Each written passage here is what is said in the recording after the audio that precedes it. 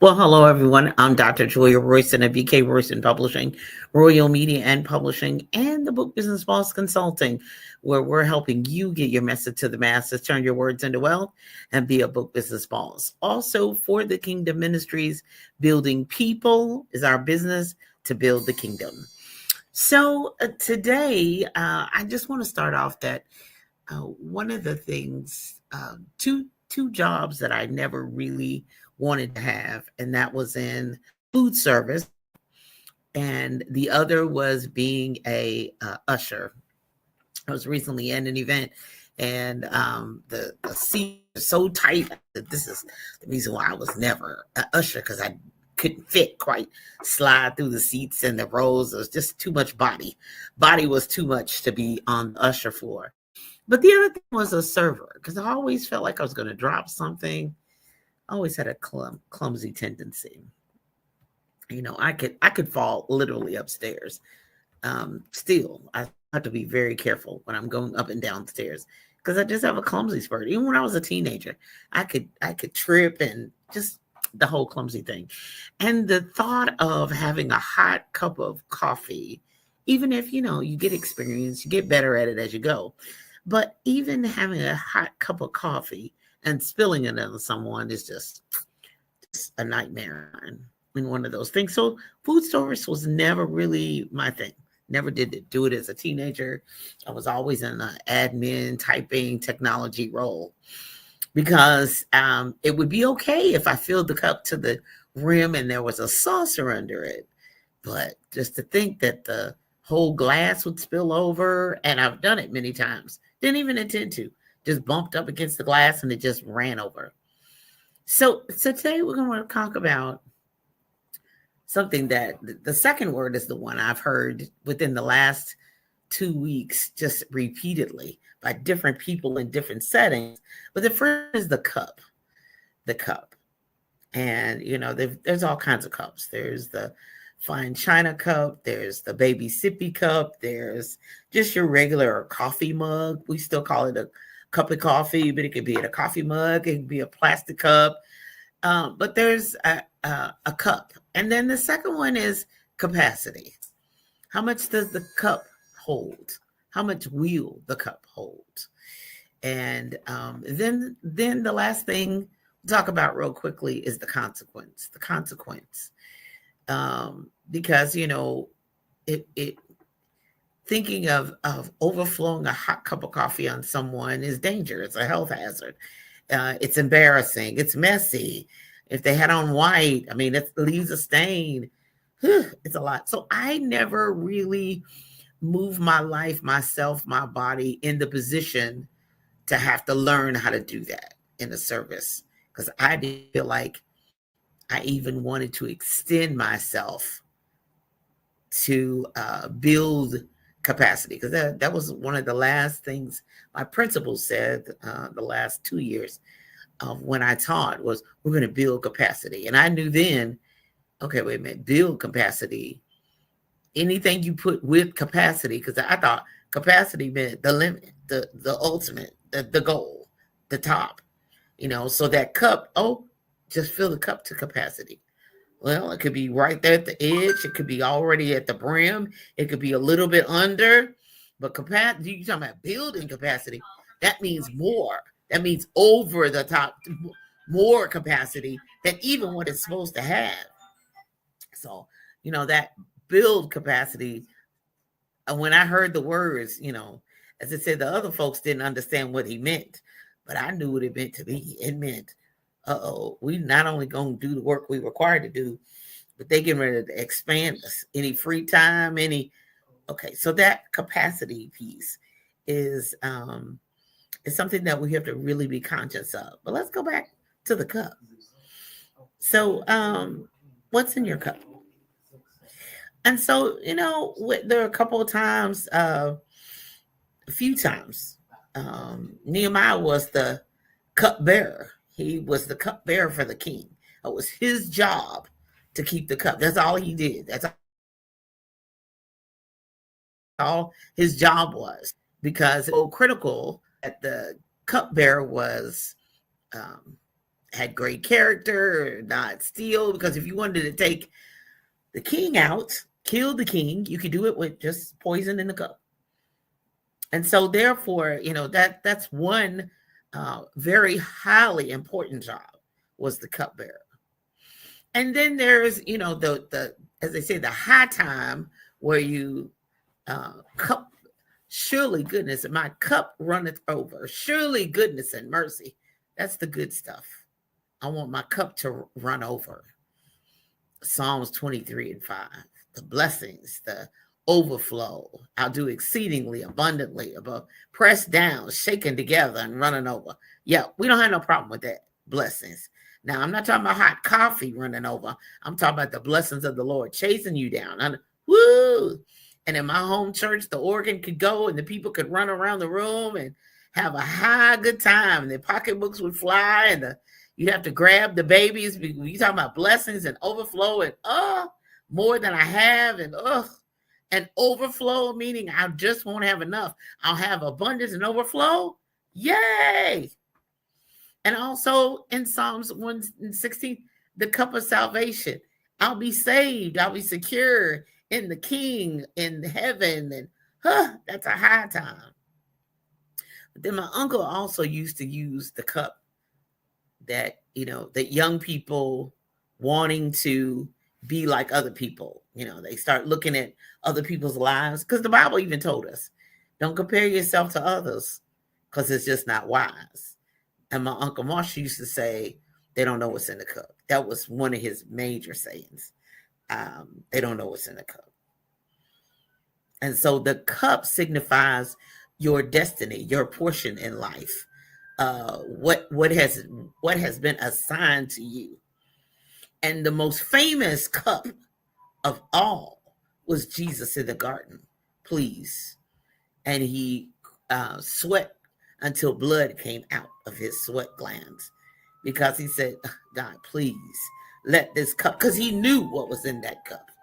He knew exactly what was in that cup. And the torture and the torment and the horrific nature and the lies and the deceit and all of it was in that cup. Every sin was in that cup. Every wickedness was in that cup. Jesus took that on for us so that we would not have to bear that, and we could have eternal salvation, the cup of salvation, our portion of salvation eternally in the heavens. But that cup, what's in the cup, Uncle Mark said, child, you don't know what's in the cup, is if you do wrong. And the wrath of God is also in that cup. The consequences of your actions, your decisions. If you be on the Lord's side, choose you. As for me and my house, choose you this day who you're going. The wrath of the Lord is there. It's designed for the devil and his followers. I'll just say that in modern terms, and his followers, because God said, "I'm not willing." Jesus said, "I'm not willing that any should perish, but all come to repentance." But if you choose that way, God and mammon, if you decide you want to go that way, then there's a cup for you. There's the wrath of God for you. He is the last judge and jury. He is. So that credit card saying, so what's in your wallet? But I'm asking you, what's in your cup? What's in your cup? Now, some people have a cup that God has a plan for you. He has the provision for you. He has the purpose for you. He has destiny for you. And that's in your cup. And sometimes you don't accept the cup that he has. Even though, it rains on the just as well as the unjust. Yep, it's going to rain. If it snows, everybody's going to get the snow if you're in that same city, whether you're Holy Ghost filled or whether you're out there in the streets. If it's snowing, everybody get the snow. It rains on the just as well as the unjust, okay? So some of that is just nature. Some of that is just life. But then there's some people who grabbing a cup that wasn't designed for them. They're trying to live a life walking away that's not even built for them. They see it in someone else and they decide, I think I want that. I think, and it's different from what my father said. You can do anything a human being, but if it's outside your skill set, your moral set, your ethical alignment, and some things I have desired, and I've desired what I thought was a good work, and it was in my skill set, and did entail my gifts and talents and ability, and I felt like as a human I could be able to do it, but what was in that cup, I wasn't willing to drink. Nope. Because it was against my own human standards, my spiritual standards. I wasn't willing to go down that road. I wasn't willing to accept that cup.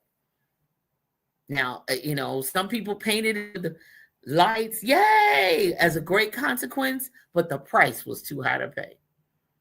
There are some people who will never, ever go in Starbucks because they're not willing to pay that much for a cup of coffee. They're just not. I admire you. I really do. I really do. But there are other people who get that cup large, even the venti level. And I go in there, venti level, because it's just not small, medium, or large. It's venti level, and get that every single day because they're willing to pay that. They're willing to sacrifice. It's what they want. They're going to budget for it, even if they don't have a budget for it. They're going to pay it every day. But there are some things in some situations, some circumstances, some requests. I said, nah, I'm not going to drink that. I'm not going to take that cup. And even though I have splurged in Starbucks, I can't do that every day. I'm not doing that every day. That's not something I'm willing to sacrifice to do every day. And it's not required for salvation, for me to get into heaven. It's not a requirement for me to do it. It's just a sacrifice. It's just a splurge. It's something I treat myself to. But there are some people that are just not, they've taken the whole cup and drunk the whole thing. This is it. This is me. I'm not changing. I'm too old to change. I like what I'm doing. I don't see any other way. That's too much sacrifice. That's too much. My pride won't let me do it. My pride won't let me change. My pride, I'll be too embarrassed. Listen, them people, as I get older, I'm like, are they paying your bills, girl? It is it may be seen in some people's eyes, not on the same level as some position you held or whatever, but baby, at the end of the day, you got to live the life, the cup that has been dealt to you, the destiny, the portion of life. And even the mothers in my home church, I thank God for a reasonable portion of health and strength. The portion has been dealt to me. The energy that has been dealt to me, the position in life that has been, the decisions I've made. It don't compare to somebody else. It doesn't compare to what other people do, what other people say. And no, I'm not even going down that road. So you have to decide, okay, I want the cup God has for me, because it's going to have some problems in it. You're going to be disappointed. People will leave you. People are going to die. They die every day. People will discourage you, all that kind of stuff. But then you'll be blessed. You'll be, more importantly, in God's will, in his plan and purpose for your life. You'll have peace. You'll be able to sleep at night, and you'll have a greater relationship with God, which allows you to, even when you're confused, you don't know, you're distracted, you're in pain, you're in grief, you have put your life and your cup in God's hands, your portion of your destiny in God's hands. And he knows how to bring it, and he knows how to relieve it. Now, some of them consequences you do on your own, and you say, no, I don't want God's cup. I want God, the other cup. I'm not going to drink out of that. I'm going to drink out of my own cup and my own situation and my own circumstances and what I come up with and what I like and what I want and what. Whew. I've said it before. I'll say it again. Bishop Noel Jones preached that message. Have you ever got what you wanted, but seen what God wanted you to have? Oh. That message has been settled with me for a long, long time. I probably heard it 15, 20 years ago. Maybe even longer than that. Maybe 30 years ago by now. I keep forgetting how old I am. Probably 30 years ago. And I've always said, Lord, no, I want what you want. Yeah. And sometimes it may not be what I want, but at the end, It's protection. It's God's direction. It's God's provision. It's being in alignment of what he has for you. Because my yoke is easy and my burdens are light. Take my yoke upon you and learn of me. Yeah. We'll learn more about him. We'll learn more about ourselves. We'll learn about our enemy. We'll learn about our so-called friends and people we thought we knew. If we do it his way. If we don't do it his way. If we don't drink out of the cup he's got designed for us, prepared for us, specifically for us, it'll be a hot mess. Now, because of the season that we're in right now, I don't know when you're going to listen to this replay or hear it, the season we're in right now, Mr. Royston and I have a routine every morning of making hot tea. I don't drink coffee. I drink tea. And because we are really big time tea drinkers, we do, even like they do in Britain, we have loose teas.